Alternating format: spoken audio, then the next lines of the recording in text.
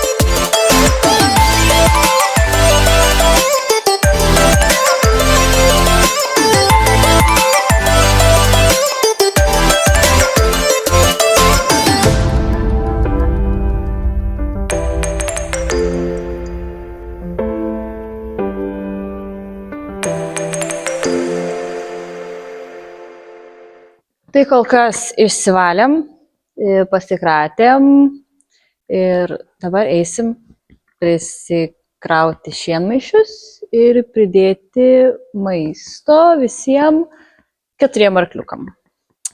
Judam.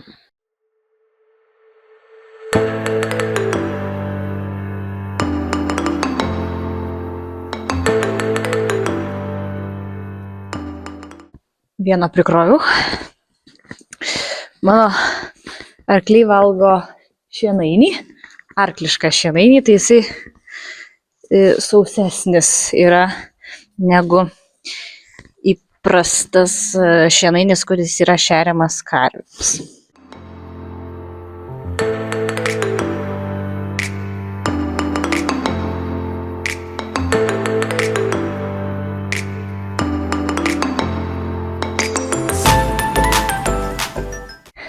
Čia jau ką yra bitė, mano korgis.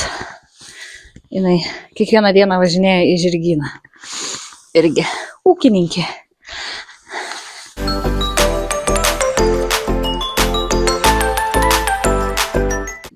Ir visą laiką prie šienmaišio aš dar padedu jiem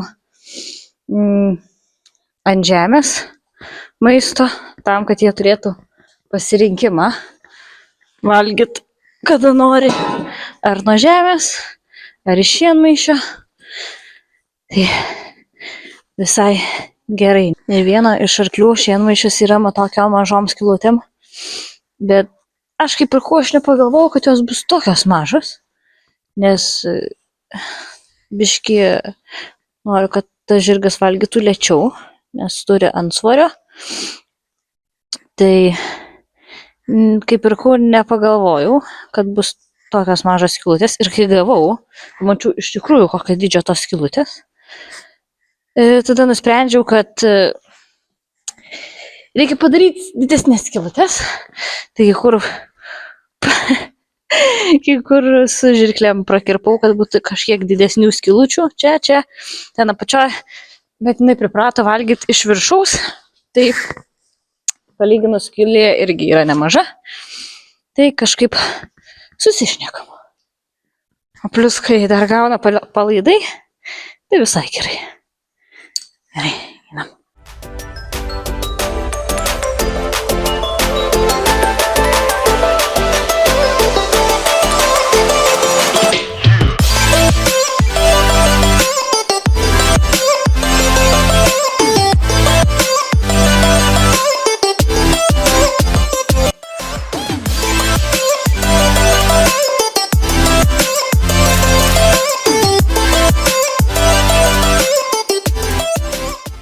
Nu ką, visi išvalyti, pašerti.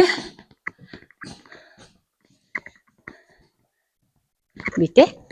Hihi. Visi išvalyti, maisto turi. Švarūs. Tai liko paskutinis darbas. Vandenį prisiviliau, nes jie dar eis dirbt, tai kad sušilę neprigertų šalto vandens. O pas mus vanduo bačko jau šala. Tai mes žiemą gyvenam su tokiais dalykais, nes kitaip neturėtume vandens arklydėj. Tai kadangi vandens nepilsim, vienas iš paskutinių darbų liko viską išsišluot, kad būtų vėl tvarkinga ir gražu. Ir dar eisim susimaišyti košės ir viskas.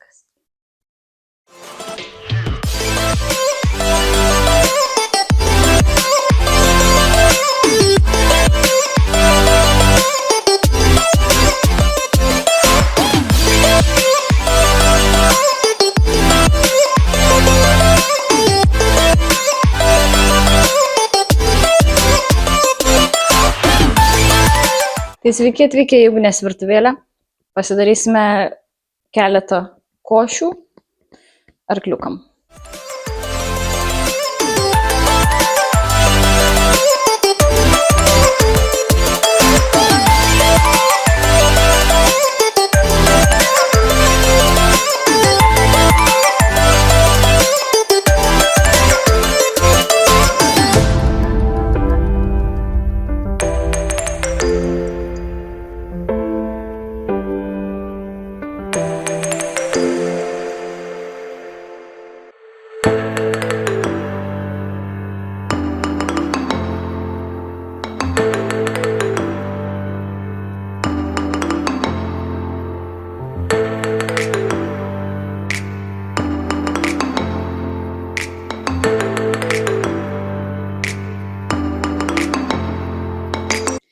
Tai mes einam dirbti toliau, o su jumis atsisveikinam dabar.